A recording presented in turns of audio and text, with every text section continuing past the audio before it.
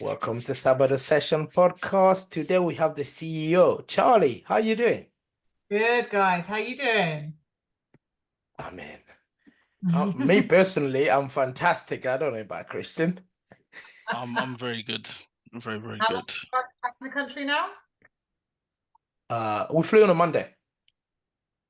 So 2 days. 2 days you've been Yes. back already, back Yes. at things, back at work, back pushing powerlifting and successes. And I adore this. I adore everything you two stand for. And massive congratulations on everything you both achieved last week. It was tremendous to watch and very inspiring for all of us, I have no doubt. Thank you. Thank you. We appreciate that. Christian, probably I'll let Christian probably talk about a little bit of his experience in China. Me personally, I keep on saying to everyone, probably I'm gonna get cancelled about this one, but that was the best powerlifting competition on me I've ever been to. So if everywhere around the world they can copy that, it will be fantastic for powerlifting. So that's all I can say. So Christian, what do you think about the World Games? Yeah, I was saying to Duran, to everyone listening, when we got about halfway through the week, that I so wish that the importance of the World Games had been communicated beforehand properly, because I kid you not, this is top of the mountain, and obviously Duran has competed at multiple worlds and at Sheffield. I've been at multiple worlds myself, and coached with him at Sheffield as well, and those are amazing, especially worlds. In terms of the competition of powerlifting itself, there is nothing like it. And I have to say that Sheffield and the World Games are more of an exhibition of powerlifting, because of the nature of the competition. It's on GL, obviously, but in terms of the overall experience and something to set up a long-term goal, and for something that you'll forever be uh, grateful for, and understand that this is something you achieved in real life. The World Games cannot be beaten. There is nobody that is going to convince me otherwise. And it is that good. You might think that, is it really that good? All the posts on social media, all the hurrah, but it really is. And before I used to think, why do all the quick guys, they always banging on about World Games, and of course, Worlds is there. Like, surely that is like equal importance. It's not. It's just not. And I'm going on a bit because the excitement is still there. And just one more point before I will stop. Um, is, this meme of powerlifting can never be an Olympics. I understand that it's very difficult. There's not anything in my mind that says it won't be. But if there was a route to the Olympics, that would be it. And so it was just incredible. That's Yeah. amazing. That's amazing to hear. And I have to say, from a personal note, Christian, I was so pleased to see you up on that stage when, however many years ago it was, that I taught you on the coaching course. And we had some really great conversations just on that weekend. Conversations not just about powerlifting, but about your coaching business as a whole, and your attitudes towards powerlifting, towards growth, towards personal development.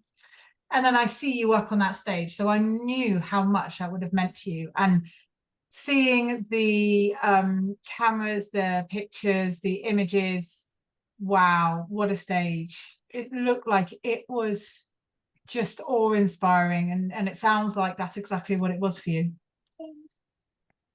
We're about Yeah, to Yeah. I hope that's okay. that's Yeah, fine. that's I fine. mean, of course, that's all right. Of course. Welcome, Sure. little one. How you doing, Fred?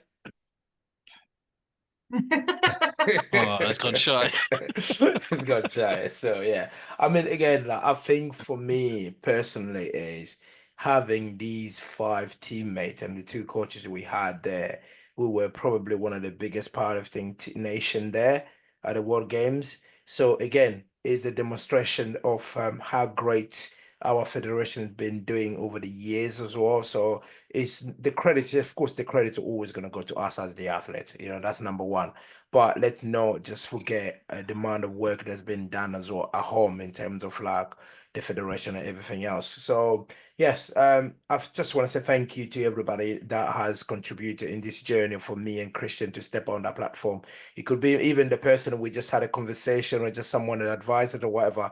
They all contributed to that journey. I know I'm giving a speech. It looks like it's my last powerlifting me, but it looks like it's probably will be the last powerlifting me that I'm gonna have that sort of experience. So I don't know if it will ever gonna happen again. So again, I think Christian put it that well. You know, halfway the week. I mean, we sat there, we're just thinking like, Jesus Christ, just imagine if we dropped out and we didn't come to this. That is something we would have regret for the rest of our lives. You know what I mean? So yeah, I'm glad that we kept on it and we went there and we did what we did. So yeah, China did a fantastic job. I can't, I mean, from now on, I would never want to talk bad about China anymore. Ever. Ever. Ever. I'm not making memes. I'm not making jokes about China anymore. Never again. You know what I mean? That's the impression they've given me. So yeah.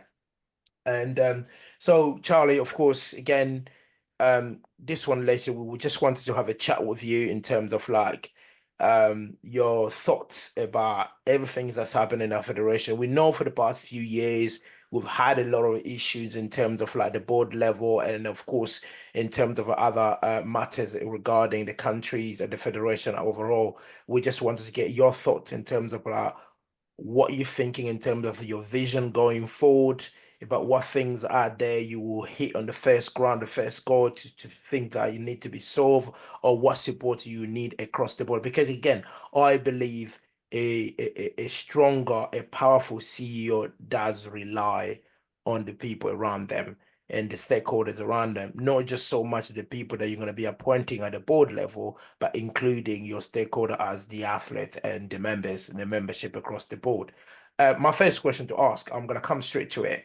Would you be appointing a new board or are you going to keep the current existing people in there? The only reason I put my name forward as CEO was because I was asked to step in and help with just day-to-day jobs from April, and working with some of the individuals on the board was already incredible. There are some phenomenal, majoritively, there's phenomenal people in powerlifting. People who believe in the sport, people who have skills, people who have experience, people who have passion.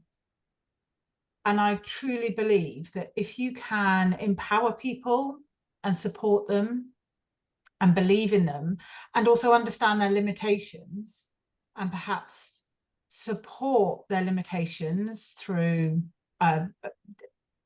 delegating their work or giving them a team or providing technology, people can shine. Even the people that have been criticized heavily can shine. So I don't think there's a real answer to that one at the moment, because I believe heavily in some of the people that are involved. It has been incredible, of course. Tony's always incredible, isn't he? He's been instrumental in supporting me and helping me learn the job, learn the ins and outs. Excuse me. And so many of the board members have just been really positive and supportive. So what I'd like to do is draw on their passion, knowledge, experience, and see how far we can go with that. And then if we do find barriers, and I would love to say that this is going to be the case, I can have a conversation with them about what the barriers are and how we can overcome them, rather than segregating. We aren't a huge sport by any stretch of the imagination. So if we're already limited in numbers, why are we going to further limit ourselves by segregating and separating? Collaboration is key in my mind, and I really hope I can push that message forward and really hope that we can work collaboratively. Okay, sorry, that's more there joining in his car. So yeah, probably just finished training, so he's just joined there. So I think I skipped a little bit, a few steps ahead, Charlie. I didn't ask you to introduce yourself because I know you as Charlie. I mean, I know you as Charlie, but there's people out there probably they've just seen the comms, they've read, but they have not heard about enough about who's Charlie. So is he all right if I go back one step back and just for you to just introduce yourself for everyone who's listening or watching us? Of course. My name is Charlie Marillier. I give this speech all the time whenever I'm teaching courses, so I'm quite used to this. I have been involved in powerlifting for approximately 20 years. I was with powerlifting just towards the end of when it was still under the Baller administration, and when it transferred to what was then GBPF under the previous leadership team.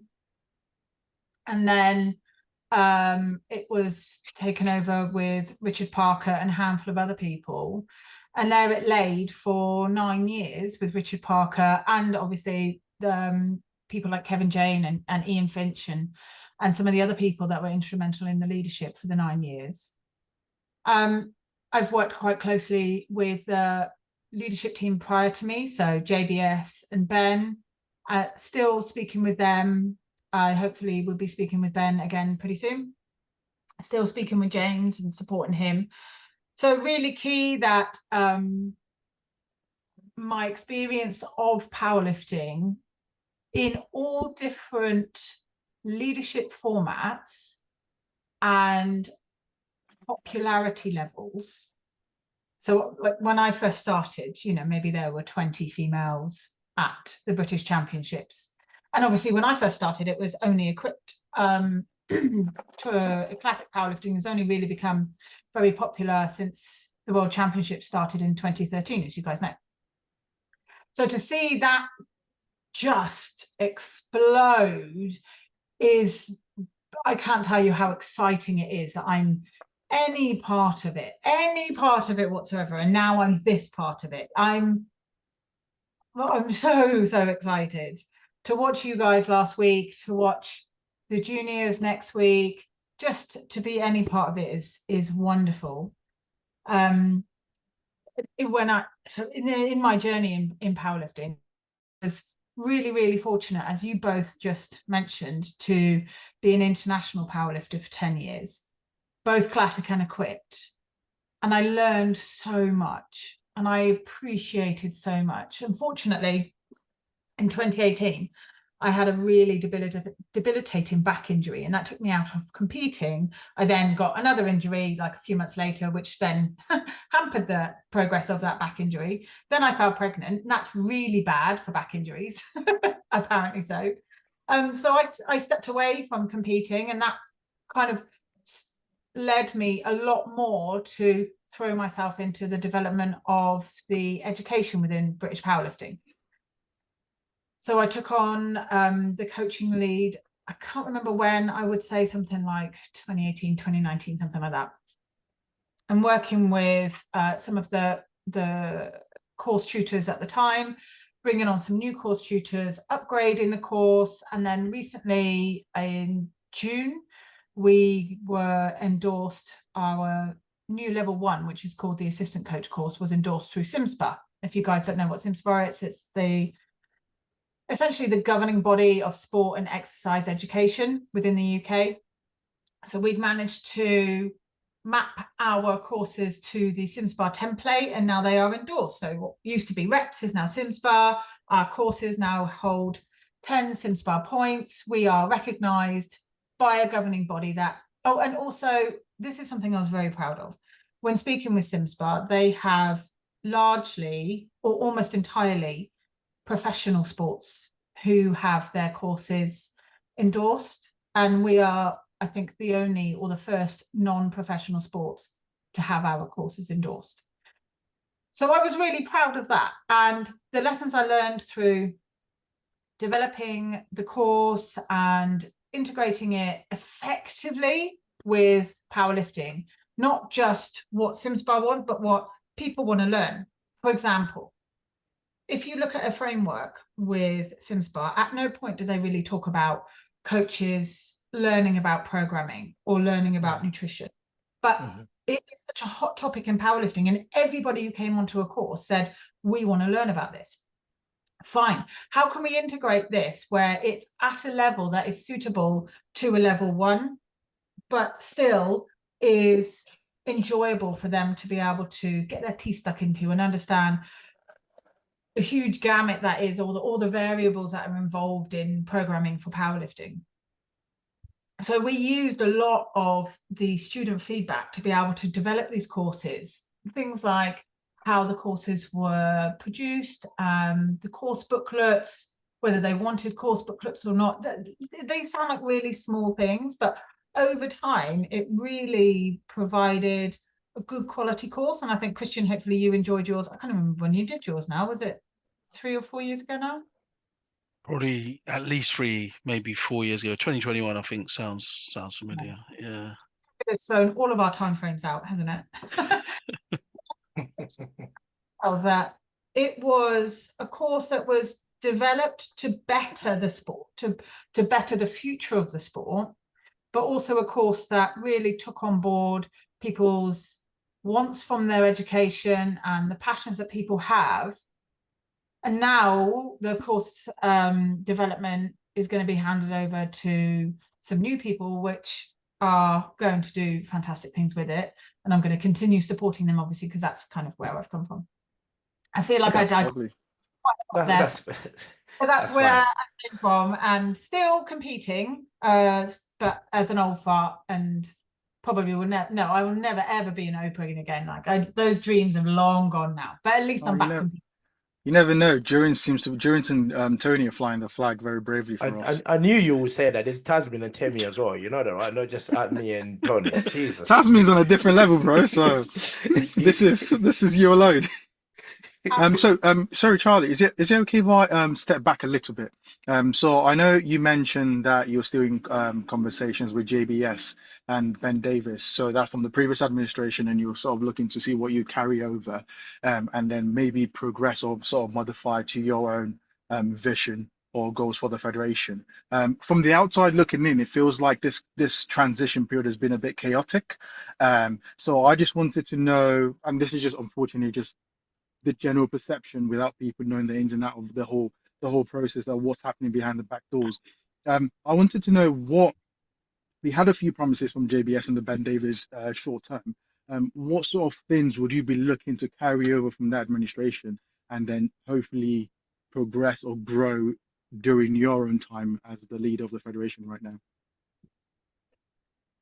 Say the thing I'm looking to provide everybody as a short-term priority is stability and accessibility to conversation. So one of the things that we've all spoken about in terms of the people that I'm working with at the moment is how the membership are able to communicate with us, whether it's individuals, for example, reaching out to the communications director, the competitions director, reaching out to make a complaint or concern, like how people can communicate with British powerlifting effectively, because that can be quite a burden on volunteers, as I'm sure you guys know, when you get a wealth of people that are just directing their communication to like 1 or 2 people. But also being able to listen to the membership and allowing the membership to ask questions openly and without any prejudice or judgment, and to hear those questions and to take them on board and to hopefully do something positive with them. Tony and I had a really good conversation about when he was Athletes Commission and the regularity that he was able to do open forums where people were able to ask questions. And sometimes those questions can be acted upon and like we can do something really valuable with them. Sometimes it's just a pressure release, sorry, where people are so frustrated and they want to ask questions and then they ask their questions and then they go, okay, I've said my piece and I want to move on. And that's okay. Like everybody pays their membership and we all love this sport, and the people in the background genuinely do want to do a great job for the sport. We just need stability, direction, patience, and time, I believe. I mean, you spoke about the membership, or you spoke about a communication link between the board and the membership. So probably if I go back a few years ago, I would just say, I would also say things like the forum that we host, like AGM or EGMs. That's the other almost like venue for you to hear what the membership got to say, what to got to do. So my question following to that is, this is something happened a few years ago where the members voted for a motion, right? And then the board, after a year or so, they changed that decision without consulting the members. Right. So I was one of the most vocal guy in that AGM. And then I still was still vocal when I saw the motion being changed. So what would your approach be on situations like that? Because we voted there and then they've just changed it, and then we question why did you change it, because in my perception and my understanding is the board is there, they have the autonomy to change motion if it's putting the federation in a red line. Do you know what I mean? Something like got to do with legislations or policy, or maybe if we're going bankrupt and then the board can overturn that motions. But this was overturned without no serious justifications. What would your approach be on things like that? I have a few things to think about, a few things to say on that. So firstly, I would like to say that we have a really incredible few people who are undergoing a review of the articles at the moment. So let me ask you guys a question. How digestible, useful, and easy to understand and interpret do you guys think the Articles of Association are? I mean, that long fat document, believe me, I ain't got time to go and read all of that and understand. That's just me. Because again, as you said, we're small sports. Hearing that you guys are reviewing that makes me happy, because we're small sports, and some of us, like Christian and more will jump in. We have other responsibility outside. Do you think I have time to sit there for half an hour to digest massive documents like that? No, I don't have time for that. But if you make it easy for me to understand 2 or 3 lines, probably yes. That's just my answer. Me, I ain't got time to read all of that stuff. So yeah, Christian and more, what do you guys think about what Charlie just asked there? Oh, I think yeah. Sorry, Christian, go first. I'm glad that it's been reviewed. I think it's a little bit of a catch-22, because much like the IPF rulebook, it has to be a certain length for a certain reason, but at the same time, it has to be digestible. So I have not read the IPF rulebook from start to finish, but I do know that if I was wanted to know about something, I could open it up, download the PDF, sorry, go to the contents page, go to the section I'm interested in, go to, point 17.2.3 and find what I'm looking for. I've never done that with hours. So I think that that for me is what should happen, in terms of it has all the information, because, even though we're not a huge sport, we have got thousands of members now, so that has to be accounted for, and all different types of eventualities have to be thought about. But at the same time, like Duran says, nobody's really has got time to be wondering about if buts and maybes, and is this clear, does this mean that, and all of this type of stuff. So I think that's just my 2 cents. Yeah, and I think I'll probably echo what everyone's saying. The only point of view I could add to this would just be the IPF rulebook has everything within it that you'd probably need as a massive reference. But from my point of view, would be targeting. It's almost like we need a Q&A section where there are questions that regularly come up, especially from people who are coming into the sport brand new. And it's gaining clarity on those things. So, for example, one that come off the top of my head is obviously depth rules, bench rules, things like that. But also in terms of representation on the international and regional stage, if, for example, you compete within two federations, so you compete both in the IPF and GBPF, and also you do something like BDFPA, the amount of new lifters that I've met that are so confused and have either one extreme view or another extreme view, it's one of the first things that come up straight away. So just having some sort of digestible, quick fire answers to questions that we know come up all the time will probably be more beneficial. Now, we do have to account for the fact that this is a volunteer-led role. Someone has to go down and whittle all that information down to a presentable form, and this is resources that we can argue could that be spent elsewhere. But I think a simplified version would definitely do the sport a lot of benefit. So let me tell you that there's already been a very detailed review had on the current articles, their limitations and recommendations of changes. Also a time frame of approximately 18 months to 2 years for completion of review and implementation of new articles. That's not to say that we still obviously all need to fully agree this as a board before we can put actions forward where we can progress.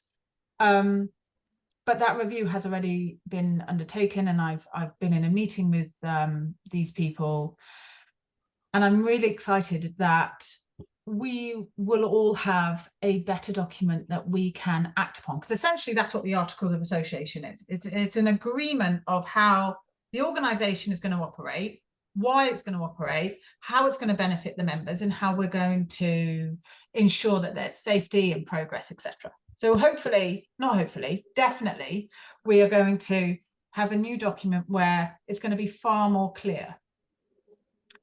On top of that, I'm a big fan of easy reads, digestible snippets, infographics, etc., where you can get the bare bones of information. And if you want to know more detail, you can go and look it up.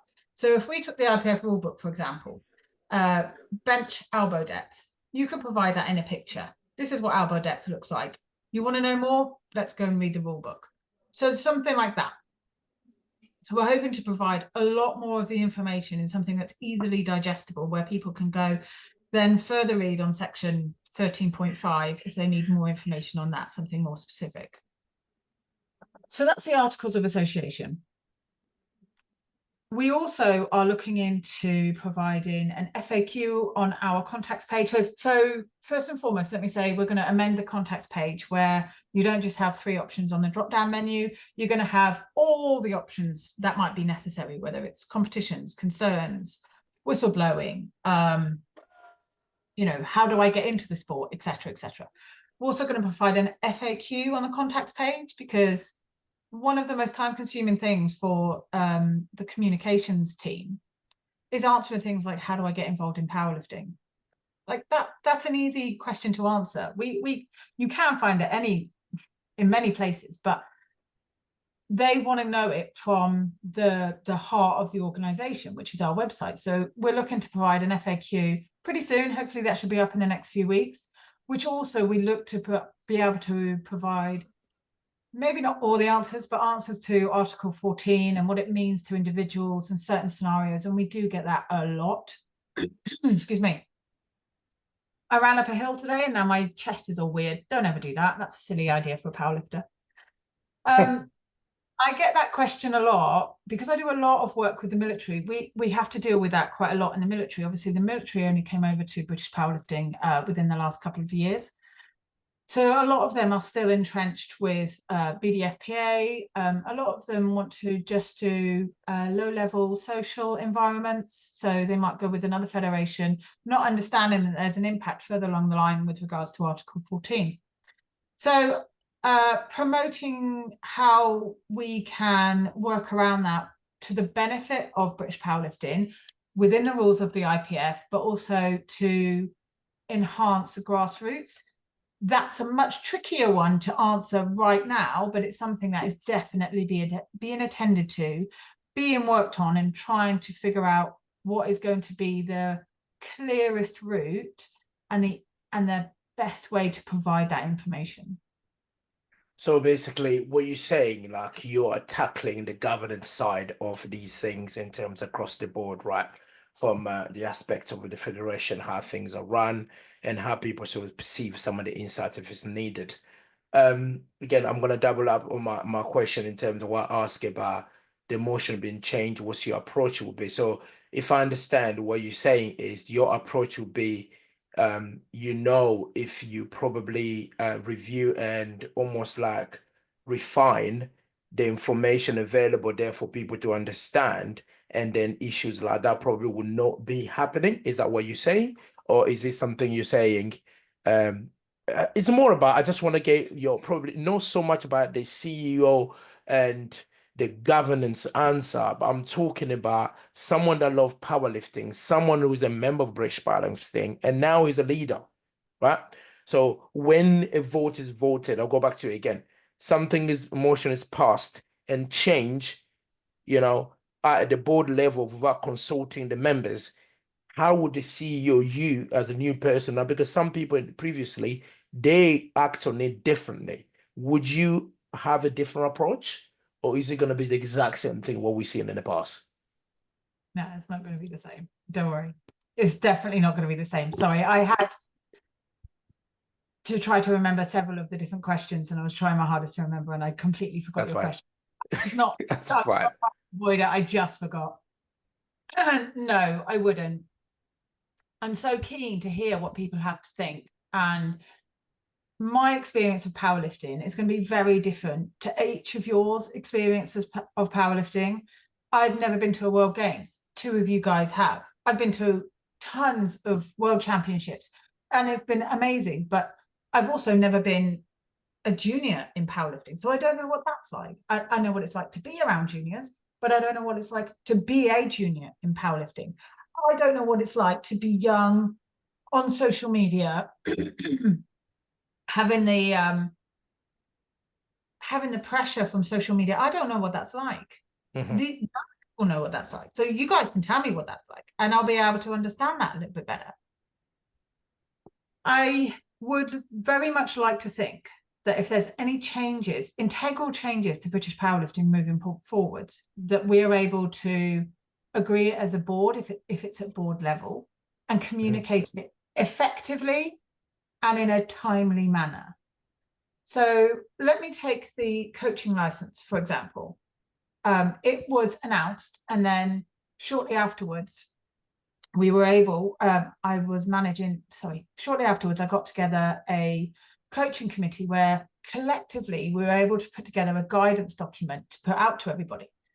Now, the way I would have liked to have done is we announce this, give a time frame, provide guidance, let people digest that guidance, understand that guidance, ask questions on that guidance so we can then reiterate it a little bit more and then bring it back out again. So what we've done recently, rather than going through that process, we provided the guidance. We've now put several of the coaching committee groups in the Northerns and the Southern competitions to understand how we can ensure that that coaching license is being deployed properly, accurately, to the benefit of the members, to the benefit of the lifters, to the benefit of the organisers, and what are the barriers and how we can work around them. So it's a constant reviewing and progressing of the license and the guidance. We believe, I'm so sorry. We believe that by December, by the British Open, that should be like everybody understands what the coaching license is, and nobody should be messing it about, and like everybody understands how to do a weigh-in process. Hopefully by the British, we understand what it's going to be like. Changes like that moving forwards, I would like to think that we're able to communicate, certainly in a timely manner. We'll certainly be able to communicate in a timely manner changes to the membership. How we communicate, I'd like that to improve as well, not just on social media, not just through newsletters. I would like to ensure that, for example, right now we don't have, I don't believe anyway, we have a subscribe button on our website. So if you don't subscribe to the newsletter when you sign up, you can't then go ahead and subscribe again. So, you know, that needs reviewing. So if people are signed up, I don't want a newsletter, because they don't understand what the newsletter means. They don't understand that that's where they're going to get a lot of the information from. Oh, okay, let me go back on. I need to get access to this information. So on the website, communicating better with the website, communicating through newsletters, using social media. Social media is a good tool. So you know, we don't want to throw that away. But also being able to have open forums where people are able to communicate directly with some members of the board, whether it's myself, Tony, the upcoming chair when they come into place, whether it's a competitions director, communications director, whether it's Scottish, English, Northern Ireland, like being able to have access to people where you have questions and you really need to ask them questions and you want them answered straight away. I think that's going to be really valuable moving forwards. Hopefully the people will be approachable as well. So that's another thing we need to say there. More, go on. I wanted to have a more fun question, really, and just to see where your heart lies in terms of the federation and everything. So it's two questions. The first question is just if you had an unlimited budget, some amazing person flew out the sky and said, here's an unlimited budget. I want you to invest this in the federation, or the sport or whatever. I want to see what would you consider to be the most high priority or the most return of investment right now for our federation. Unlimited budget, what area would you target, or what activity would you try to do? Okay, I have two answers. Do you want the powerlifter's answer or do you want the CEO's answer? I want the CEO answer because my second question was actually going to lead up to more about what your vision is for the federation, in terms of, frankly speaking, we are starting to approach a point where the federation or the sport itself is financially growing. So it's really what would be your sort of philosophy around it? Are you still more charity orientated, or are you more trying to apply a more business-like model in order to grow the funding of the sport and maybe have that money support the people who are contributing or volunteering for the sport? Because it feels like right now we're losing a lot of volunteers, which is due to which can be affected by the stability of the federation as a whole. But if people are more financially committed to the federation, they're less likely to sort of just pack the bag and go because they're unhappy with how communication is going. So Yeah. Understood. Two-ended question, but the first one was just, you have unlimited budget. What thing are you targeting? What's your fun bag?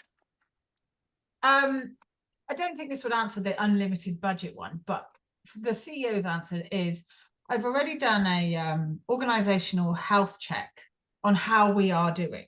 Anybody can do this. If you go onto a resource called Buddle, which comes from Sport England, it's around supporting sports groups, so mostly sports clubs, in developing. Part and parcel of that is you can just do a very simple organizational health check where you can see how you are financially with regards to governance, events, safety and safeguarding. There's 5 elements. I can't think of the 5th one right now. Anyway, so I did that a few months ago, and with regards to events, we scored pretty well, and I think it would be fair to say that our events have improved significantly over the last few years. There's always ways that we can continue to improve. The World Games is a very good example of that, right? Like let me just stop you there. Let's not start hitting that top level. The World Games, like I'm sensitive when someone talk about the World Games comparing to anything else. So I'm sorry. Carry on. So it was, you competed in Britain, now you competed in the World Games, and we're looking at, like, to keep my hands in the screen, we're looking at this, aren't we? Okay, it'd be higher, but yeah, but I know what you mean. Yeah, but just to keep so we're doing well in events. There's always room for growth. It doesn't matter, even the World Games will have room for growth. There's always room for growth, but we have done really well in the development of events.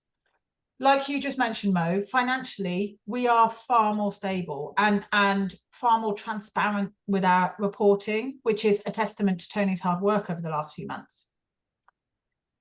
Some of the areas that really need attention: governance. We need a lot of attention on governance, and that is probably going to be one of my priorities. That is entrenched in my history, where it comes from either working with SimSpa or working in health and social care, like I did the organization before this one.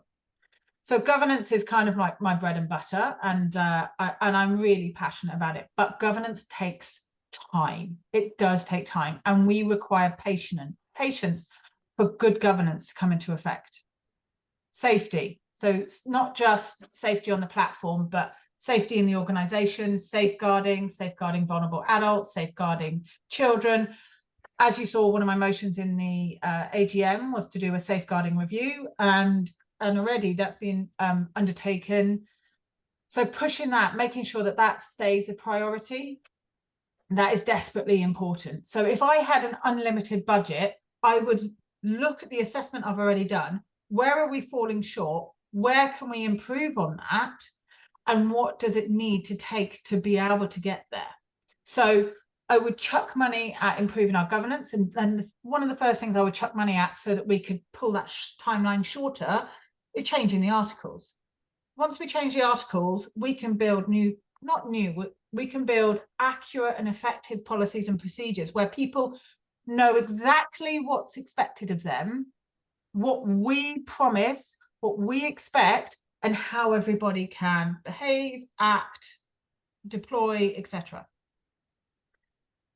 On top of that, I would then make sure that we have finances that can support both volunteer and paid roles so that there is sustainability and stability for a long period of time. The powerlifter in me would love to throw so much money at the events, you know, make massive events, 4 or 5 day multi-platform events, have whatever broadcasting channel involved, having all the news involved, getting all of you superstars across BBC News, ITV News, all over the place so that we can really, really celebrate powerlifting, powerlifters. And then lastly, and this really goes to the heart of who I am as a powerlifter, grassroots. How can we support new clubs? What can we do in local areas to develop powerlifting clubs? Not just people who go to gyms and do powerlifting clubs. I'm sure each of you can attest, there is such a difference to going in with your headphones on, training by yourself, being alone, to be in an environment where you're with people that share your passion, that share your sense of humor or your drive, or you're all working as a team to develop to a competition. How can we develop more of that? Like, how can we get into after school clubs? So I've taught an after school club for years and years and years with some of my local schools, and it is fantastic. I've had so many good students come from the after school club into Swindon Barbell, stay there for years. One of them has just gone on to university, and I think she's about to become the head coach of Bath University team. She started her journey with me when she was 15, and that is such an amazing part to be involved with. How can we provide more of those elements so that we can grow the sport from the ground up, not just a top down, but it's got to be an attack from top down and bottom up. Did that answer your question a little bit more effectively? Yeah, I think it does answer the first one, and then the second one was just going to be in terms of your views of, well, I guess really leadership, and is the focus more on increasing that charity aspect of the sport, sort of trying to lead more volunteers and things like that, or really trying to really develop the financial backbone of this federation and start to really think about, okay, not only how much money we can start to utilize or potentially acquire from the way our sponsorship is set up, from the way our event broadcasting itself, from the way our ticket sales are done in terms of event and accessibility and things like that, but also having, because the more financially stable we are, the more certified we are that we can actually have long-term growth. So at the end of the day, as much as we don't want to touch the topic of money, it's very key to the long-term stability of the federation, and also the ability to do these more influential things like actually invest in target grassroots areas or invest in local clubs, which will be financially dependent on the federation or their local council to actually support that. So it's either we go via the government route, which normally tends to be years and years, or rather the federation gets to a high level of financial stability where it can support these clubs on its own. So really, it's sort of where your vision is. I think else there is twofold again. The review of the articles is in line with Sport England Tier 1. So it will tick a huge amount of boxes for Tier 1 funding. The reason that I'm supporting that is because if we can show solid, effective governance, if we can evidence that we are working with stakeholders, with the membership, and that we are open, transparent, and assured, people can rest assured on us. We will tick so many more boxes for tier 1 funding, Sport England tier 1, and we can then progress to get funding from the government. So that's one element. Another element is, as you say, sponsorship and ticket sales. I think British powerlifting has been heavily criticised with things like trying to get money from ticket sales, membership, by putting costs here and costs there. And we have to be very careful with how we're going to generate money from profits. Because, like you say, we are a charity. So we don't want to be seeing like we're rinsing people left, right, and centre, because that's not who we're about. But that money, as you say, money is essential for our development. So looking at sponsorships, viable sponsorships, how we can market effectively, how we can look at revenue streams that aren't just about ticket sales and about competition sales and about t-shirt sales. What else can we benefit from? I will say I am not the expert on that, but thankfully we're going to pull in people, and we do have some fantastic people who do know much more about that. My skill will be hearing what they have to say, listening to what they have to say, and then putting in place things that are going to be really beneficial to try to promote both the profit margins, but also ticking boxes for tier 1 funding. Yeah. So Christian, go on. this I haven't heard about this tier 1 funding, this tier funding from Sport England in a long time, so I find it very interesting that you bring that up. Is that something that's at the forefront of your mind?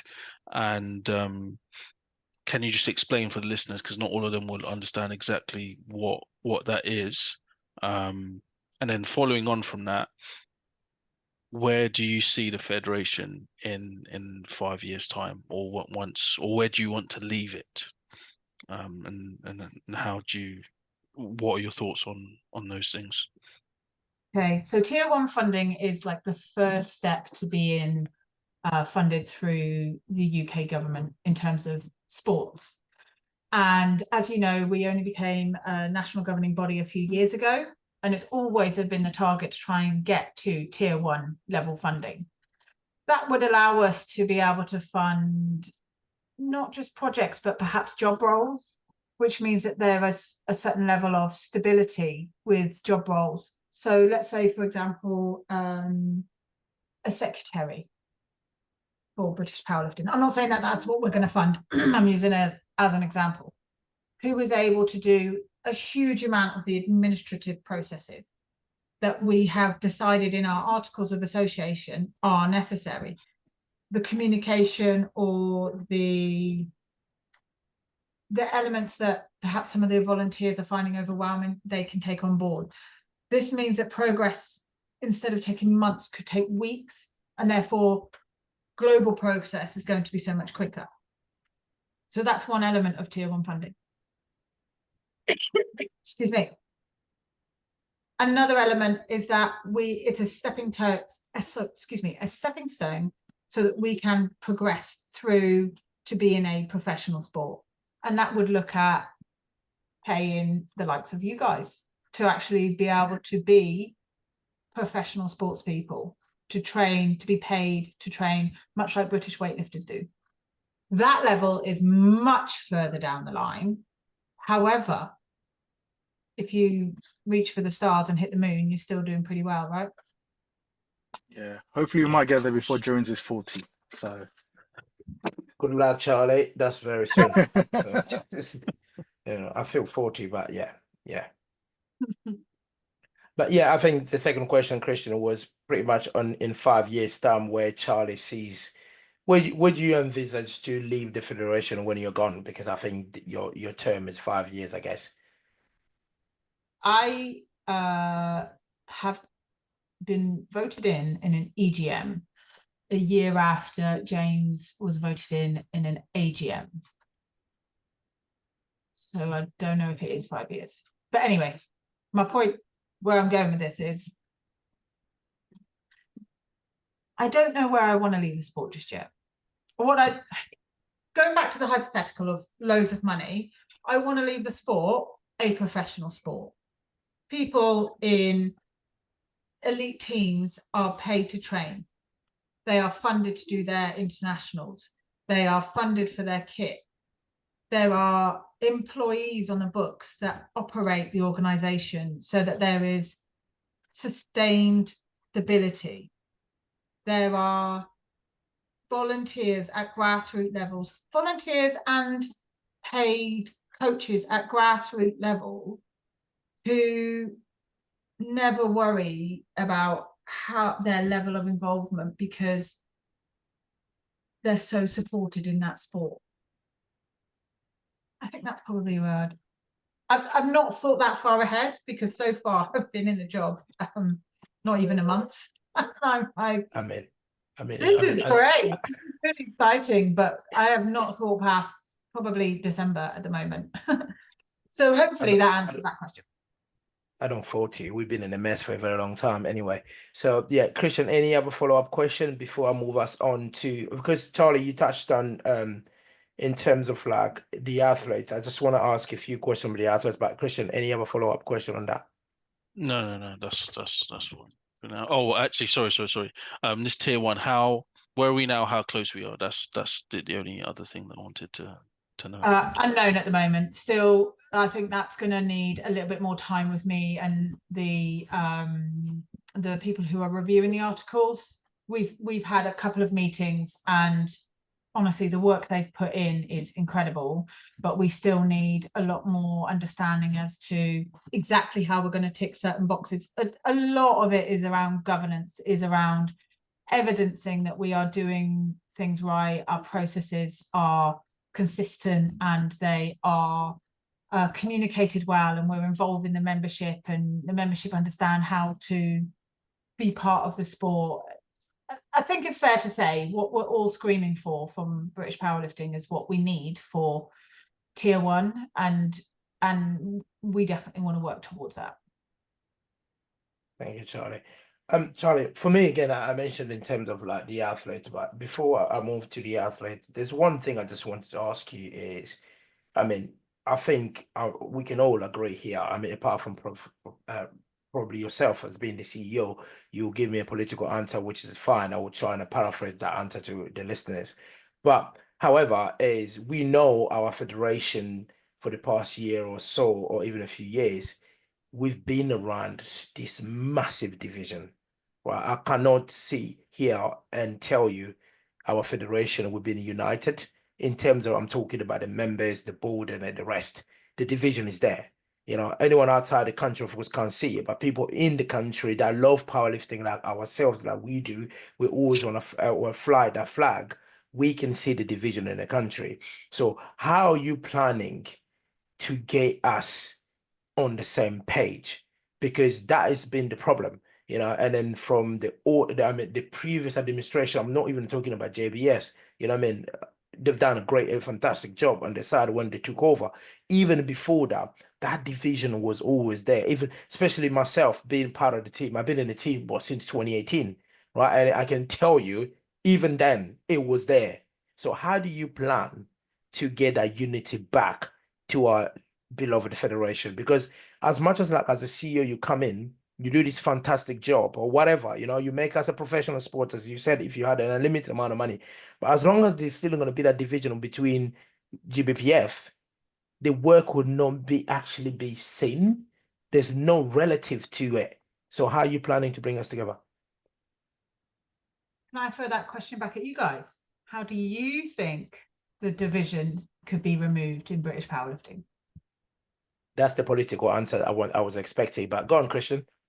You guys tell me what you guys think the answer is. You guys You are diverted there. that away from me quick. Oh no, very quick. I know. Yeah, I think if you're asking me, sorry, is that?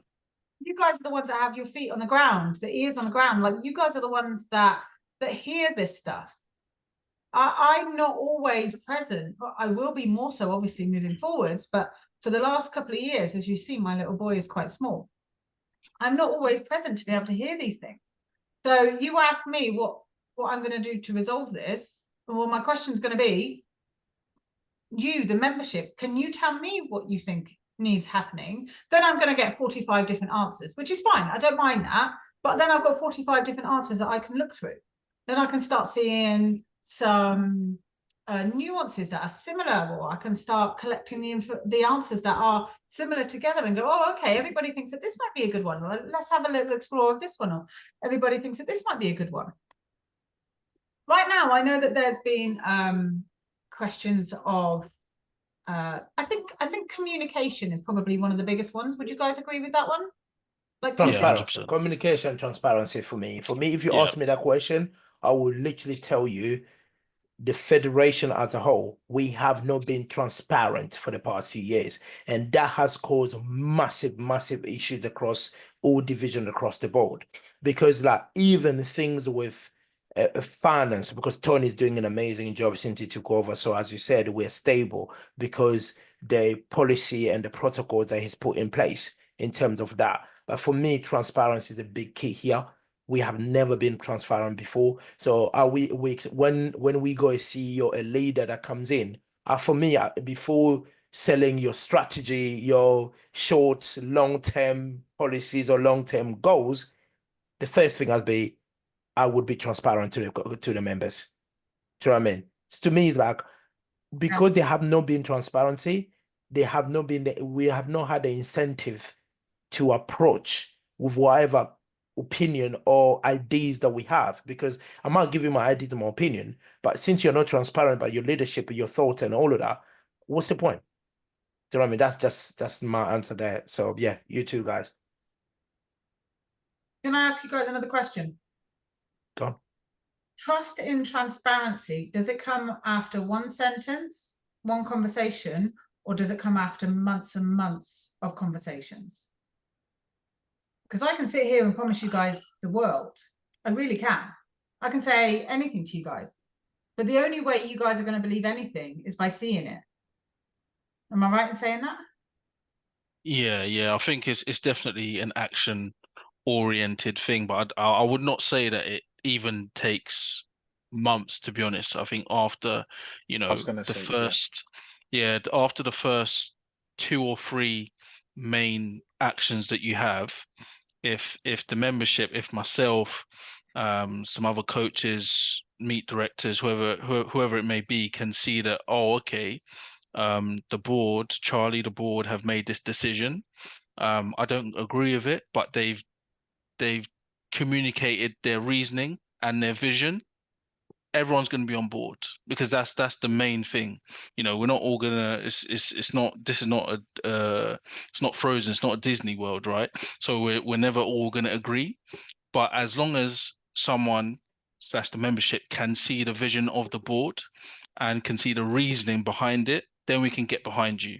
The problem comes when people are just making decisions, not explaining, not communicating, and then you expect everyone to follow, because then people are just going to get disillusioned and demotivated, which is unfortunately where we're at. So I think it's just, to borrow the old adage, is just starting as you mean to go along, and then people are going to follow. And I think that's where the trust will come, because I think people actually are wanting to be led. We've been in this sort of limbo for so long that a lot of the frustration is not having proper leadership, and so people, as soon as they see that, will actually want, in my opinion, we're going to want to latch onto it. So I think you're at this moment in time, you're in a great spot, and I think people will follow as soon as a good example is there to be followed. Yeah.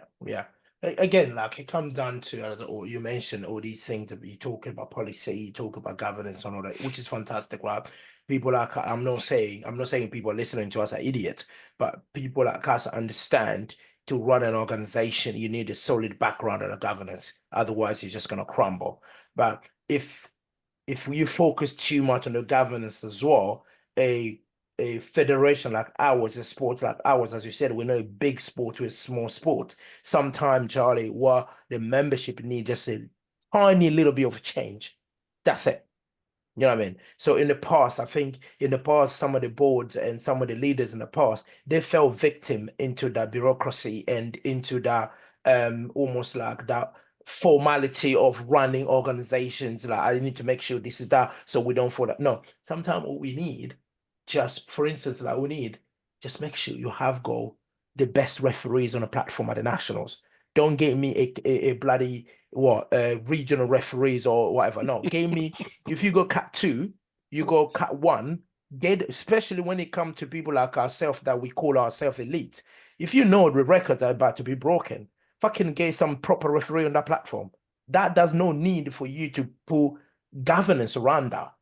You just need understanding that this is what we need for these circumstances. And we haven't pretty much know how that for the past few years. We've seen some dreadful decision on that platform. Is because the people is I don't blame the people that are making those decisions on the platform. I blame the people that are signing them to be on those platforms. That's all. Do you know what I mean? That's me going around. Go on, Mo. And sorry to carry on from Jones's rant and then sort of build this long list of things you need to reply back to. But from my point of view, I think so. Coming from working in a small engineering firm, where it's a small team, sometimes you do realize too many chefs ruin the soup you're cooking. Right. So if we're gonna go with the mindset of listening to everyone, and which is a great thing, we want you to have your opinions and we want to listen and have that feedback process. But I think especially for a small organization that we are and there's growing, I think the one thing that I feel we are missing, and there's probably causing a lot of the frustration and maybe division, is the lack of clarity on the vision. And for a short period of time, there was a goal with the NGR status. When that got announced and the conversations about the tier 1 and whatnot and this and that. But it just feels like there was never any clarity on what the steps are to actually do the progress for this government funding and any obvious or any obvious progress or reports showing that, hey, we said we're going to do A in month 1, 2, 3, and this is A, and now we're going on to B. I feel like if everyone sort of knew this is where we're headed and this is the steps we're taking, as much as we can listen to the feedback, if it doesn't fit your vision for the federation, it's not necessarily necessary right now because we're in a path of growing. And in order to grow, some eggs will be broken, some people will be unhappy, right? But as long as your vision is strong and there's clarity on how you're going to execute that vision within a year period or 2-year period, and there is significant or there are markers for everyone to follow along, I think that will sort of resolve the uncertainty we have so far now. And I'm really excited to be able to produce information like that moving forwards. Getting reports, let's say, from Tony on a quarterly basis for the finances, from the competition director on a quarterly, 6-monthly basis on how the competitions have been, what have been the pros of the competition, what has been some of the barriers. So you talk about the referees just there. How can we work on that? Listening to feedback and saying, you said this, we've done X, this is why, because we want to achieve a good governance. This is what we said in our articles, we're going to change and we're going to do this and we're going to move forwards. Like, I'm really excited to be able to communicate with the membership. And this is what I keep saying the whole way through our chat, is communication is key to me. What that communication looks like right now, I can't tell you because we're still working on some of the elements of the website, some of the elements of the newsletter. We're trying to figure out what's going to be the most effective way to communicate to everybody in the most efficient way. But I'm pretty confident moving forward, it's going to be things like small changes on the website. Obviously, when we get the new website up and together, again, I can't comment on that. I haven't seen how it interacts just yet.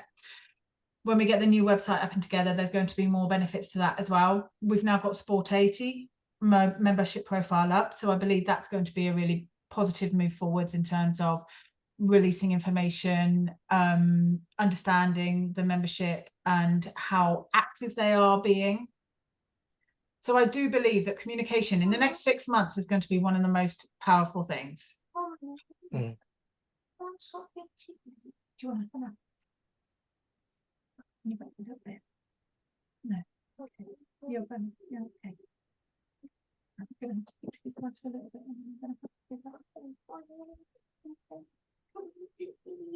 The boss man is taking over. It's fine. So Charlie, the other question I had again, because you spoke about communication and all of that stuff you said earlier, I just want to ask just a straight question on a little bit on the doping side, right? Because we know, right, this is just a massive conversation that's been going on across our federation, right? The only reason that conversation is me, I like that conversation, is telling me people are getting better, people are getting stronger, and we have got some talented individual. So when you go talent, me, I always said, if you don't criticize my success, that means I'm not doing it properly. You know what I mean? I have to have people that are calling me, some people have said I've joined the Illuminati, I've joined, all these organizations out there. Some people said I'm on drugs and all of that. I love that because that means I'm succeeding. If you're not being told that you're on drugs, or you're not part of the Freemason, that means you need to literally review your life. Do you know what I mean? Where you are in life. So you need to be able to be branded with these things for you to see the success. So my question to you, Charlie, is how would you deal with the drug testing system in our federation? Because not everybody's being drug tested. It's not happening. Some of us, of course, we in the water list, we got the R comp. But what about the rest of the population? Can I come back to you on that answer? Let you guys talk about me behind my back for 2 minutes and then come and return whilst I quickly feed a very, very hungry small boy. That's Is that fine. okay?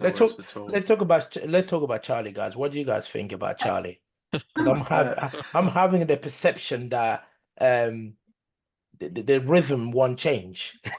So You're not anyway, serious. so I think I know you're talking about the doping stuff, and I do think right now is a great opportunity for GBPF to actually sort of like brand itself, especially. I know we keep on mentioning social media influence and whatnot, but I've been following the UK bodybuilding, the natural one. I don't know if it's PCAA or whatever it's called, but they have been on it. Like if they I don't know. First of all, there's two problems. I don't know how, as a federation, we're struggling to get drug testers into these venues and into these competitions because it seems like we request, they don't turn up. Why is that? We're paying money, so surely if you're a customer, right, and you had a suspicion, if you're subscribed for Netflix and Netflix just wasn't streaming on your laptop, you'll be like calling them the next day, like, what's going on? I've opened the website 2 times, no one's actually showed up. I have nothing to watch, right? But it feels like this year I've heard so many competitions where there's been requests, but no one's turned up. And then the second thing is, to be honest with you, I like the show and tell. I think right now there is a bit of confusion as to what a drug tested federation is, and unfortunately, we seem to be having this branding of it's not drug free, it's drug tested, which I feel like really starts to destroy the nature and the purity of the sport itself. So well and truly, I feel like that we need to grab this problem and really show that it's not drug tested or whatnot. It's the aim was, if you're coming into our federation, you should be a drug-free athlete. And if you're not a drug-free athlete, the repercussions need to be very clear and need to be clearly advertised and marked. And also there needs to be a presence to give people the sense of, if you turn up to a competition, the odds of you being tested will be high. And But also sorry, Charlie, yeah. transparency. And transparency, especially when people because fail the test, you need to release it, because we have got a story. I know, let's not talk about a story. Charlie, go on. But anyway, sorry, Charlie, what we just saying very quickly was that there's sort of two problems. First of all, is right now there isn't a lot of clarity on what the drug testing within the federation is. I think a lot of people we've sort of come into this whole slogan of it's not a drug-free sport, it's a drug test sport. And that drug testing is actually not happening because people are saying we're hosting competitions. We're requesting drug testers. The federation pays a body to monitor these drug tests, and no one's showing up. So it's almost like, first of all, we're losing the face on drug testing itself within the federation. Second of all, we've actually paid for a service that's not being fulfilled at all. And it's sort of a confusion as to what's going on here. Because I've always struggled with the concept of we can host nationals, we can host big regional meets of high quality and struggle over multiple events to get even a single drug tester in. But a competition like Sheffield, which is hosted in the UK also, can get a fleet of drug testers. And it's sort of like, what's the missing picture here? Yeah, that's a really, really good question. I echo your guys' frustrations. I was back when we used to have drug testing all the time, and you felt so proud to be part of a sport that had drug testing all over the place. In fact, we had some of the best drug testing of any of the federations, and I was so proud of that. I really want to get back to that level of drug testing. I know that over the last 2 years, we tried to assign with UK anti-doping rather than the IPF so that we could achieve that. We could be in more control. However, through issues with UK anti-doping, not necessarily anything to do with British powerlifting, but with demands put on UK anti-doping, they weren't able to facilitate that. So we've gone back to the IPF, but I know that that is not going to be acceptable to continue having the levels of drug testing that we've had so far over the last, what are we looking at, 7, 8, 9 years. It's been this let me call it frustrating level. It can't continue. We have to move forwards with it and be proud of the fact that we are a drug-free sport. Yeah, I think it would be better for everybody involved, and it protects everybody because I do think most of us, a very, very high percentage of us, are drug-free. But you know, when it is natural for people to just turn up and they're strong, for people to ask questions. And if we don't catch things early, if we don't catch people early, that does not mean catch them in terms of for failed drug tests. I just mean the process of new people being added to our membership. If they're not made to understand what we stand for, it brings everybody down a level. Like I remember when I first started, at my second competition, I was tested because most probably because I turned up and it was like, he's not supposed to be this strong or she's not supposed to be this strong. And I was tested straight away. And that was that. And, you know, it made me feel as if, oh, okay, this is, you know, is worth me putting more into the sport and all of this. And now I know that that's unfortunately not the case. So yeah, that definitely echo those sentiments. And I think just some clarity on, as much as this might seem nasty, if there's a failure, there needs to be clear repercussions. Because as of right now, it's sort of like you fail a drug test, you get a tap on the hand, you get nothing, the person disappears. And it's sort of like, ooh, someone's gone. You know, no one knows anything about the situation. It's just a little tap on the hand, gone, nothing's happening. And well and truly, if that narrative continues, especially unfortunately, with the younger generation that's coming up right now, and the whole perception on social media on drug free is not really drug free, and it's sort of like you can pass tests and things like that.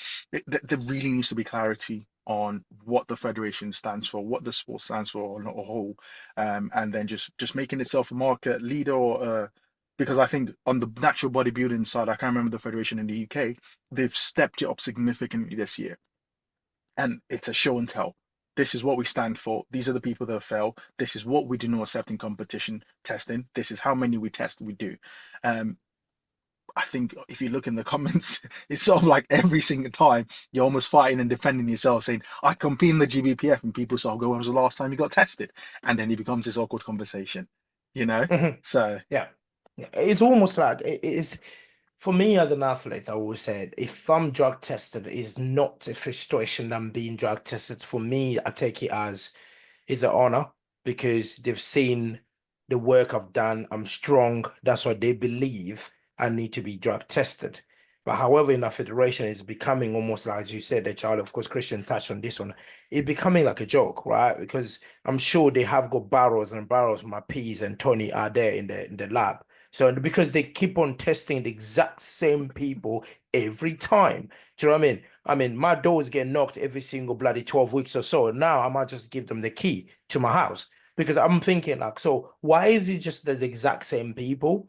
Why can't it just be different people or different group of individual? Because at the moment, again, no jokes aside, it's Tony, it's me, it's Joy. That's it. Do you I know what I think mean? So, presence is important at this local competitions or regional competition. yeah. Just the presence of having a drug tester, because you will get people interested in the sport come to view the sport, and if they see the drug testing or presence of drug testing is there, they're less likely to actually. I mean, we can't say that there will be people who try and game the system, right? But if they know, it's sort of like when you see the police behind you, you drive a lot better. That's the honest truth, right? Yeah. But You adhere to the 30 miles an hour. If you're doing, you might not matter and you pay the fine. You don't really care. But majority of the time, there's a police car next to you or sat on the side, you will confirm and behave. So it's sort of like we just have to make ourselves better in that Yeah. section. The same when I was an international, I used to get tested all the time.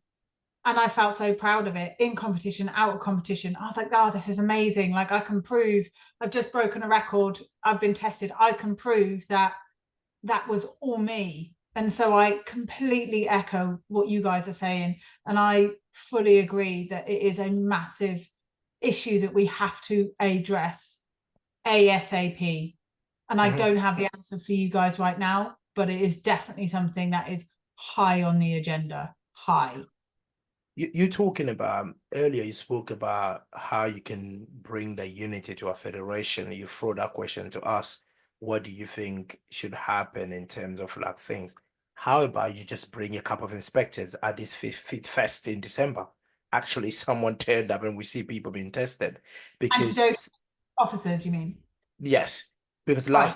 last time around, British record was broken, and you see people walking around thinking like, why you got your trainers, you're getting back to your car? You just broken 2 records there. You shouldn't be here. You should be in the toilet peeing in the pot. You shouldn't be outside here. He was like, oh, they didn't choose me. There's nobody there. I'm thinking like, brilliant. That's another one. So anyway, I'm gonna move us on from drug testing because if I carry on, Charlie, believe me, we're not going to end it because yeah, just been in sport for 10 years. I got a lot of stories when it comes to drug testing, including those that have been hidden in the background. Moving on to the athlete development, I had a question here to ask to you, Charlie, is how, as a CEO, of course, it's your job to lead the federation, it's your job to look after your athletes from all level, right? From a grassroots always up. So how do you plan to protect those at the top? Because the reason I'm asking that is I'll give you a typical example. I asked for dispensation last year to do Sheffield, which was granted for me and added to do Sheffield. But we were told if we go to World in Germany, win a world championship, qualify for Sheffield, or myself going to the World Games, winning the World Games because it looks like it didn't matter in the selection process, you win that. If you ask for dispensation again next year for the national, you will get it, but you will not be priority for selection for international next year. You will be put in some sort of a different section, right?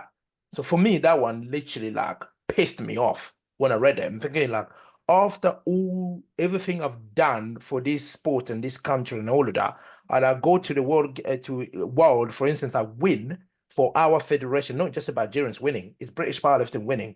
And I asked for dispensation in December because Sheffield is in January. I got granted a dispensation, but still I'm not gonna be considered as first pick for international. That did piss me off straight, but that's just me, my opinion. But you as a CEO, how would you address these things of protecting your elite athlete? Yeah, for sure.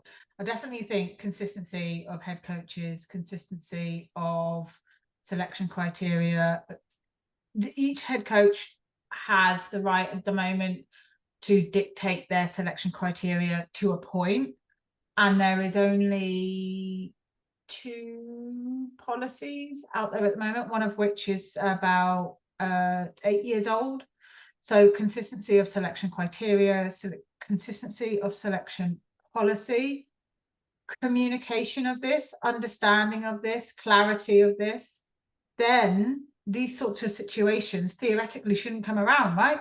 If you know how you're going to get selected and it's understood in an annual basis, in a biannual basis. So for example, Commonwealth doesn't necessarily affect British so much, I understand that, but still it's a factor. And then a 4 annual basis. So with regards to World Games and how that might affect selection criteria, if these are factored into these and communicated and you guys understand these, then these situations shouldn't theoretically come around. So if we can get consistency and get the head coaches together, working together on this and understanding like what is the selection criteria for the juniors, classic and equipped, and why, if there's any difference between the seniors, why? What makes this different? Why are there factors involved? Full power to bench only. What are the differences? Why are there differences? Are these actually valuable differences? Like, do they really make a difference in selecting these teams? Or is this just because this coach has a preference and this coach has a preference? And are we going to keep that in place, or are we going to change that? Like this is the conversations we've got to have with the head coaches and with the performance director once we have one in place, so that we've got consistency across the board. And correct me if I'm wrong, if we've got consistency and clarity and everybody understands their position, we're probably going to have a better situation. Yeah, I agree. Yeah, I just hope that is implemented, is reviewed very soon, because the British is coming very soon. So I need to make a decision whether I turn up to the British and go all out, and then 4 weeks later or 6 weeks later, I'm in Sheffield so I can break my back. So for the good for the nation, because I'm on that Sheffield platform, not just for me, Jared. I'm on that Sheffield platform. I'm going on a GBR singlet. It's for the federation, right? So if you guys want me to go there, just get 1 squat, 1 bench, 1 deadlift, more than happy to do that, because I don't really care. At this point, it pisses me off so much that I don't even care about 2026 internationals anymore. I don't, because it's almost like there's no value to what I'm doing. There's no value to the work I'm putting into this. When my own federation are treating me like this, because when you look at other nations, they've been treated like little gods, right? They've been protected. But how much did the British powerlifting protect us? Nothing.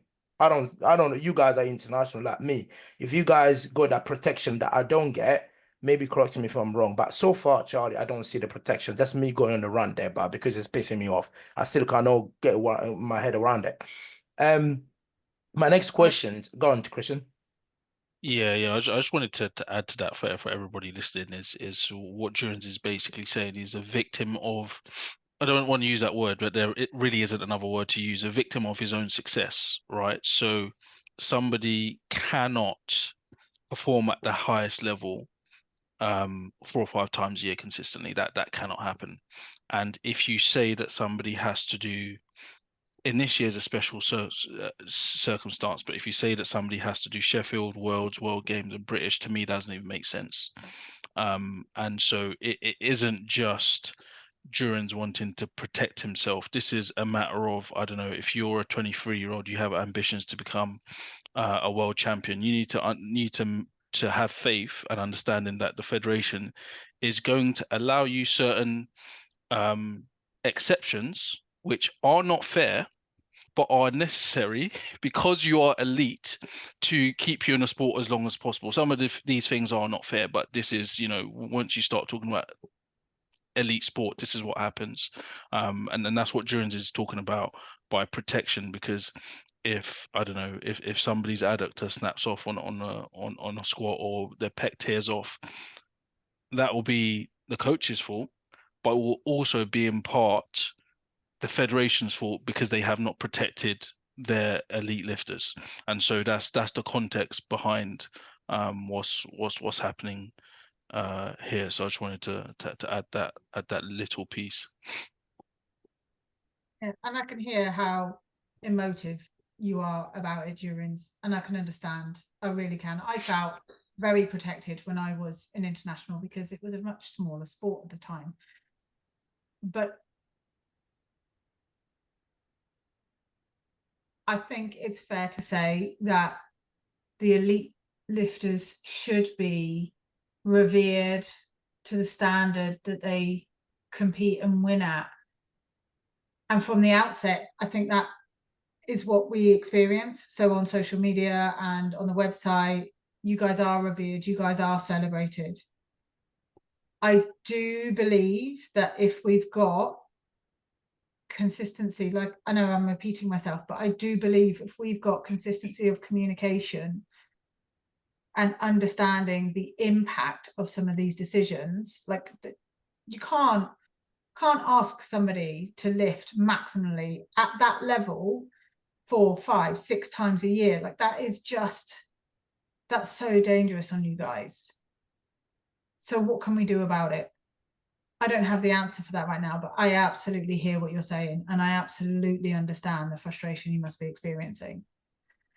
So I'm definitely be able to have those conversations. Thank you. Thank you. Thank you very much, Charlie, on that one. The other question I had, again, this has got nothing to do about endurance anymore because people listening to this might get pissed off that I'm literally blowing smoke out of my ass. In terms of the federation, right? When you look at our federation, you being the CEO, what other federation are there that you look at? I'm talking about powerlifting and IPF, of course. I would just emphasize that powerlifting and IPF. Is there any other federation out there you look and thinking that could be the blueprint that we want to adopt here in British powerlifting? Of course, we can't be like to people, but there is federations out there that are doing wonderful things as a CEO, as a powerlifter, or as a lifter. You've seen and thinking, oh, what can we apply that, or what can we adopt that method to ours? Is that any, or you're the type of person to think like, oh no, everything's out there is just a piece of shit? No, neither of those things. I don't think everything is a piece of shit by any stretch of the imagination. I think there are some federations that are doing amazing things for their country, and that's the most important thing. We have quite a unique setup in British powerlifting, in that we have several different home nations within British powerlifting. So we don't just have, so for example, our neighbours are France, right? We don't just have France to consider. We have Wales, England, Ireland, Scotland, Northern Ireland, Scotland, and the Isle of Man. And then obviously we're also going to be looking at our military personnel as well. There's been talk about them becoming their own separate home nation. Whether that's going to happen or not, I don't know. But if that might be another one. So we have quite a unique scenario, and I don't think there's another country that faces the same as us. Just like China has a ginormous population, like they have a massively different issues to face that we do. So no, I don't think there's another federation that's going, yep, tick, well done, right, let's just copy them and we'll be fine, because then we'd be completely ignoring all of the challenges that we have in this country. What I think is going to be powerful is listening to you, Durans, you, Christian, you, Mo, the membership, England, Northern Ireland, Wales, Scotland, Isle of Man, the military. Like, what are the problems that you face? What are the positives that you've experienced? Like, can we start pulling these together? Can we work around that? Part of that is why we've got this kind of slightly messy, not really easy to understand articles, because you've got these articles and then, 10 years later, they're out of date. And so they're amended here and amended there. So it will eventually create a scenario where it might not fit for purpose, but that's why you review it at the time and go, oh, okay, we did this 5 years ago. Is this still good? No, it's not good. Right, okay. What do we need to do? We need to be up to date. I don't think there is, I can't think of another federation. There are loads of federations that are doing great stuff for their country. But I mean, you guys are doing phenomenal stuff for our country. You guys are winning so much. Why would I look so much about other federations when you guys are doing such a good job here? And if I listen to you guys, and I take it on board, and I work with the board, and I work with the directors, and we work with the committee, and we deal with our problems in our way, I truly believe that we can have something that is phenomenal. I truly believe that. And I'm not trying to be political about this, Durins. I'm really not. I don't necessarily have answers because I've been in this job a month. But I have real belief in people. And I have real belief that if we listen to problems, we will find answers. I agree. I mean, that's not even a political answer. That's a real fact. Because our federation, me, again, I think I've said this to Christian, I've said it to a few people I've met. I said, performance-wise on the platform, we are the second best powerlifting nation on the planet, right? So we can't shy away from that. That's an accolade that I hold really strongly and I believe in. So there's no federation out there that will look and thinking they're better than us. You know, probably, I mean, to the extent, probably we might be one of the richest on the planet. Don't quote me on that, but I'm saying, like, as you said earlier, you mentioned a few things about how stable we are in certain aspects in our federation. So we're doing a wonderful things. I think it's just at home, we ourselves that can work together and bring and then take us to the future into that promised land. The other question I have, Charlie, is, of course, I know we've taken some time, so the last few questions, guys, you guys start thinking about it when I ask mine. The number one is around coaching, right? I know now, of course, last season, the whole season, we had Matt, who was an American, came in to help us in the season, which was fun, wonderful. He done a tremendous amount of work in terms of like where we are. We still maintain being what a world men still came, will go silver, and we came out world with so many podium finishes. Probably the most medals we've got at the podium level at world probably was this year. You know, I might forget the stats in the past, but from the 10 years I've been in the team, this is the most I've seen so many medals, you know, so many podium in the British powerlifting. Again, that just said like how great the federation is, how good the talent we have around the board, around. So on the coaching stuff, we have got very good junior coaches, right, around the country. So what's the approach in terms of making sure these juniors coaches, when I'm talking about junior coaches, I'm not talking about the coaches that coach juniors. I'm talking about the people that have got the talent. They want to be there. They want to gain the experience. So what are the approach in terms of like almost like helping this talent, you know, going forward for the future? What's the approach as a CEO? What are you thinking about doing? So I would probably continue the work that we were doing that I was doing as a coaching lead and within the education as well. We've got our assistant coach course up and running. We've already got maybe 50 or 60 assistant coaches qualified since over the last few months. Great. We've got our lead coach course that's being endorsed by SimSpa at the moment. We're really excited about that coming out.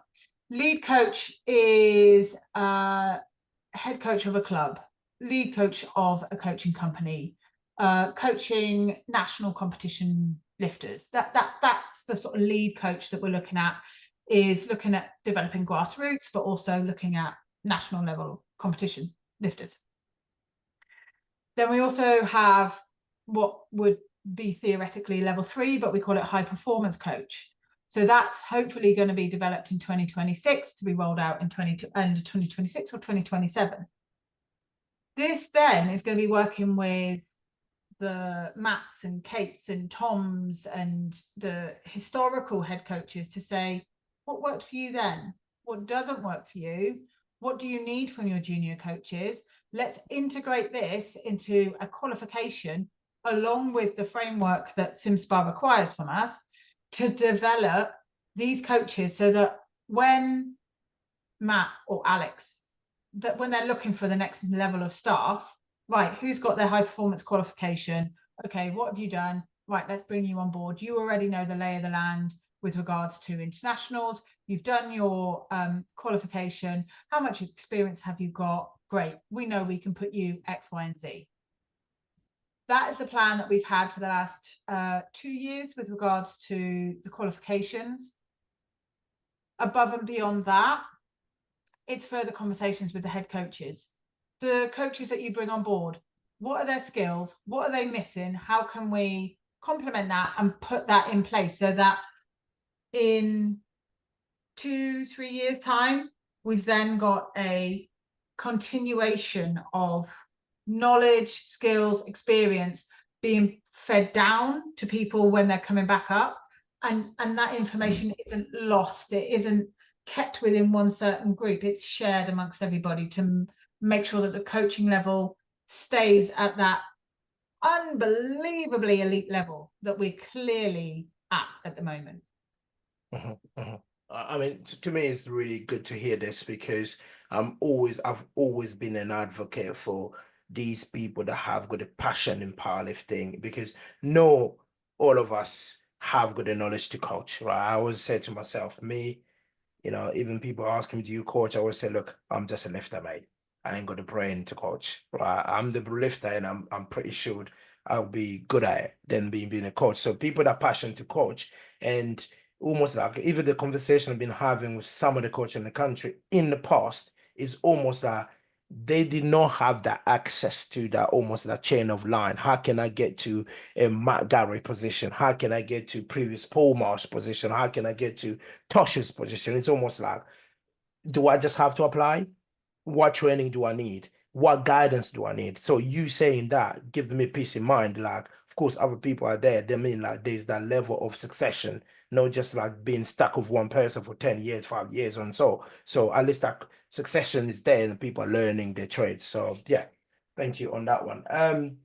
So the last question for me was, I look around the world, Charlie. I look at the other federations, the way they treat their, of course, junior. I'm not going to talk so much about sub junior, but the way they treat the junior is almost like there is that line, clear line of from junior to seniors.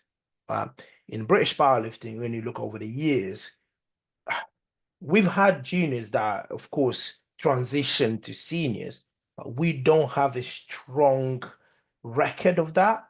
Of course, we have gone out the young Nonso coming to the senior team, or like Melina come to the senior team, Bettina came to the senior team. So you can see it, but it's something probably I believe the federation should invest in moving forward for these young lifters to understand there is a route to the senior team. This is so as a CEO coming in from I mean, as a powerlifter, of course, you were looking at it, you see how much talent we have. And we have got, of course, most of our juniors now stronger than our seniors anyway. I mean, Christian and myself and more can probably vouch to that.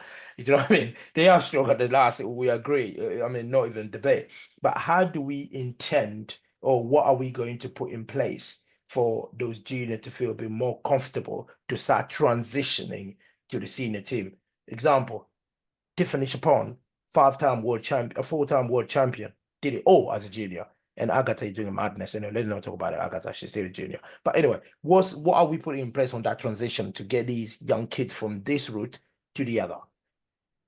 So we had some really exciting conversations in 2024 with the then juniors head coach, Jason.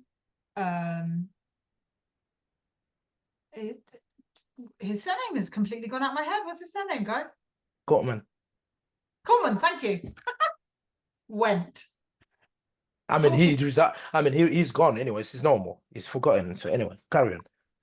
Done. Whatever. This is what 2 hours of talking to you guys have done to me, right? So Jason, another guy called Scott Webb, who's a PE teacher, powerlifter, very passionate about it all. A doctor of strength and conditioning,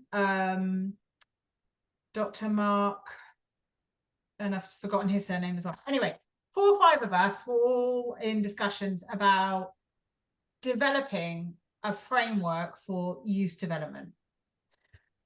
For one thing or another, the group discussion didn't continue on. Individually, I know we've carried on working. Myself, I have a massive passion for youth development. As you can see, I have a little boy and I run powerlifting clubs for my little boy and his age group. So from 4 years old upwards. So what I'm passionate about at the moment, one of the things I'm passionate about at the moment is developing a framework where people can confidently bring on juniors from the ages of 4 or 5 years old to develop the skills that are there for powerlifting. What are the skills for powerlifting? So things like stability, coordination, joint movement, understanding. So we're not looking at hitting or striking sports. We're looking at how can we be as stable and balanced as possible in our juniors, but making it fun for them. And then progressing into the teenage world, like how can we develop our teenagers so that they are not just strong, but they are resilient and they are understanding how to look after themselves, how to manage their strength development for the long term. Understanding that the average development is probably about 15 years. So if they start at 15 and they're consistent, they could be at their peak at around about 30. Not at 22, not at 23, at 30. So it's education from the youngest point that we can get to them, even if we get to them at teenagers. It's still about education, not just of squat, bench, and deadlift, but of being an athlete and of long-term health. When we have that framework in place, we can start educating coaches, giving them tools, which would be, for example, here's a 6-week program where you can teach 12 to 14-year-olds squat, bench, and deadlift who have done it for less than 6 months. For example, I'm not saying we've definitely got that, but for example. And then suddenly at 16, 18 years old, people aren't going, I need to max out because I need to break all the records because I need it yesterday. They're going, do you know what? I am going to be the best when I'm 25, 30, 35 years old. So right now, I need to make sure I'm the healthiest person I can be so that when I reach my ceiling, that's my true ceiling. It's not the ceiling I've reached because I'm breaking all my tendons or ligaments, or I'm maxing out and therefore my recovery is shocking and I'm like I've reached a ceiling because I'm drinking every weekend. Like the education is holistic of the whole entire athlete, not just one rep maxing. I believe if we can educate our juniors, then the retention of our juniors from juniors to seniors is going to be far more effective. And what you two have just achieved last week is going to be a speck on what they're going to achieve in 10, 15 years time. No, 100%. 100%. I mean, none taken. So it's fine. It's just like I was telling Tony put in a group chat in terms of like the last time we had this much success at the World Games was 1989, I think, if I'm right. Christian, that's what you mentioned, 1989. About Tony Stephen.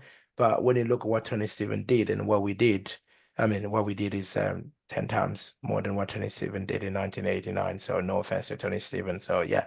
And these kids, of course, they'll come in, they will do better than what we've done. So that's how it works. So we have to do better than what happened in the past. That's normal. So yeah. That was my last question. Charlie, Christian. I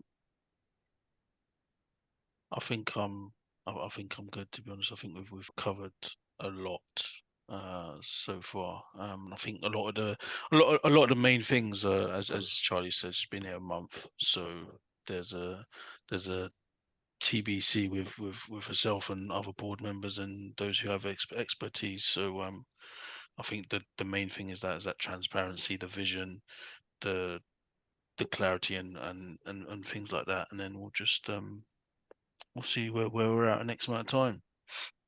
Yeah. Mo, you got home. So Mo Yeah. I had to leave the car park, unfortunately. I was getting suspicious looks after a while. So my only last question is, I think you've made it very clear that one of the key points or one of the key areas you want to focus on is bringing talent in, especially in terms of the governance. Bringing that skill into the federation to help tie up things and make things more clearer and more visible to other members of the sport. I think the one thing that we've sort of seen is just, I think, frankly speaking, as a federation, the quality of talent, and not necessarily in the lifters, but rather in terms of the individuals, and the diversification in terms of those who work in accounting, those who work in consulting, those who work in media, those who work in management, those who work in finance, is so varied and so dense. But we don't seem to be able to get that skill and transfer it into our administration or governance. We don't need to go out. All the talent or all the skills that we need in order to run a federation successfully is within the federation, because if you talk to members, they already run businesses either on their own or they work at higher management levels in other businesses or careers or finance or whatever it is. But there's also been conversations where these people have tried to work with the federation, but frankly speaking, they just feel like it's either unprofessional or it's just not worth their time, just due to the fact that they're giving advice which is not being listened to. So my only question, which I think will be beneficial to your long-term vision that you've told us where you're really focusing on, is how do you plan on gaining either the trust of these people back into the federation, or making it attractive for people who have skills in their professional daily lives to take on powerlifting, whether it's a volunteer role or a compensated role, and help push the federation towards achieving this tier 1 or whatever status we want to achieve long term and improve the governance in the sport itself? I believe the answer is communication, kindness, compassion, understanding, and collaboration, which is a disgustingly political answer, right? But I genuinely believe that if we want to work together, we've got to be able to understand each other. Like, I've just heard how very unhappy Durans is, and that breaks my heart. Like, he's a world game champion and how unhappy he is. That's horrible. So now my action would be, right, I want to hear more about this. I want to understand the lay of the land, and I want to have a communication with everybody that I can, probably head coaches, performance director, etc., as to what led to this, why this came about, and how can we avoid this in the future? Like, how can we celebrate our elite lifters? How can we bring in our grassroots lifters? How can we work together? Like, I'm so passionate about working collaboratively with people, and I use that word all the time, and I bore myself saying it all the time, but I'm so passionate about it. Ask Tony, ask anybody on the board, ask Kim, ask any of the maybe not all of the division heads, but ask as many as you want. I don't care, it's fine. I'm fairly confident you'll get the same response from everybody, that, yeah, do you know what, she really wants to work together with people, to the detriment of myself. I know that's to the detriment of myself, because people say, yeah, everybody's got an opinion. Yeah, they do have an opinion, because it's their opinion, it's their lived experience. And if this organization is going to be for the members, we need to hear about their lived experience. Tell me your lived experience. I'm not gonna have time to listen to everybody, but I'm gonna try my best to listen to everybody. And once I've done that, and I get a really good understanding as to the lived experience of the membership, of the elite levels, of the coaches, of the volunteers, of the newbies, like, once I get a good understanding and a good narrative of this lived experience, I'm going to have so many good answers for you guys. And I'm feeling kind of frustrated that I don't have more answers for you guys. I really want to have some answers, and I'm happy to come on another time when perhaps I have some answers and I can actually get, like, to the meat of some stuff. Don't worry, I'll bring it in after the break, because I will be there. Even though I'm not going to do it, I will be there to check if the drug testing guys are there. So I'll bring it in. Don't worry. Okay. Did that answer your question? I think I guess it's just gonna be time thing. I just wanted to know if you had like an idea as to the people you were looking to headhunt, or if you were sort of gonna do like a little like call out via the email or the email route or things we have, where you say we're looking for individuals with experience in management, and this is what we need help with. This is what we can offer. There's compensation for your time. That way you can sort of outreach to the federation members, because honestly, you've got Jones here who works in bloody finance, with his breadth of knowledge in everything. You've got Christian, who was working within the actuary field in terms of like insurance and finance. Also, again, a strong background. You've got, for example, Joe Whitley with a very extensive media background. What You've about got yourself Tony. as an engineer? I don't. You know what? Yeah. Well, I can bring you if you need anything on the management side of people, Clint. So all the members within the federation have experience in their daily lives. And frankly speaking, it's just a case of making it clear to these members is this is where we need help in. Um, this is how we can modularize the problem because we don't just want someone to come in and solve everything. If we can get a bunch of people with the same skills helping little sections, then that way you sort of make it bite size so that people can actually feel like they can help and they're not just taking on a massive problem and being expected to resolve it on their own. So I was just wondering if you had any ideas of people who you were looking to headhunt, and if you had any ideas how you were going to actually approach those people and try and bring them into your team. So we've already started working with one of the board members with regards to recruitment and having a recruitment policy, clear recruitment policy in place. Like if there's a job, what's going to happen when you apply for that job? Who are you going to speak to? What process is going to be in place? So there's an interview process. Which jobs require that and which jobs can be by appointment? So for example, if we've got, so for example, coach lead, that's going to have to be by recruitment process. So we need to recruit a new coach lead. Once we have a new coach lead in place, they will then be leading the coaching committee. But when I was a coach lead, I was able to recruit my own coaching committee. So if we've got a full board that's in place and we have the subcommittee in place as well, they can then start developing their own teams. But they need to be supported to be able to do that, right? They need to be able to understand what their role is and what they need support in to be able to pull people in to be able to then do their jobs effectively. And I think that clarity is missing at the moment. So I really, really don't want to run before we can walk. There's clearly a lot of issues to answer, right? We're 2 hours into this, and I don't even feel like we've touched on half the things that you want to talk about. But if we try to solve them all yesterday, we're going to be in exactly the same position that we're in at the moment. But if we can get an understanding as to what are the real issues, how can we solve them quickly, or what ones are going to take much longer, then we're going to have a really sustainable answer to recruitment and retention. So we've already started with, let's get a recruitment policy. Where do we need recruitment and what jobs to need out there? And I've already spoken to them about the job descriptions to state not only what does the job description need from the individual, but what does the individual benefit by having that job? No, it's never about money, right? Because we're a volunteer organization. But what are they going to benefit from being in that position? They're going to benefit from working with this person. They're going to benefit from gaining experience in this. They're going to, the federation is going to benefit them by respecting who they are and how much time they dedicate, or whatever it's going to be. Like, we want to celebrate people that are within the organization as well as rinse them for their skills. Great.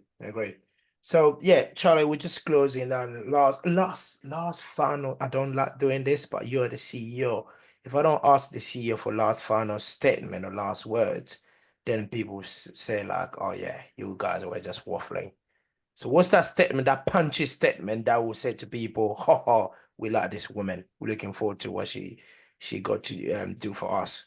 What's the final statement for us? I'm just going to repeat everything I said already. Collaboration, communication, working together, listening to you guys, hearing it, understanding it, and acting on it, and just communication. Like, I would say the majority of what we've spoken about today is about communication, right? You guys are frustrated that you don't understand this or you don't understand that, but the membership is frustrated because they don't understand this decision or that action.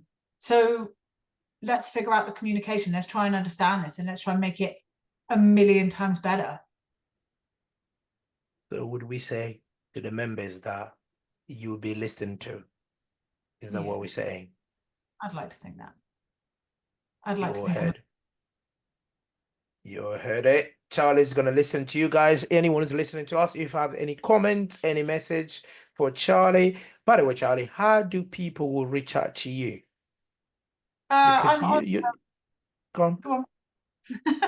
I'm on the website, so you'll see my email address on the British Powerlifting Board of Directors website. I'm on Instagram, just my name, so you can follow me on Instagram.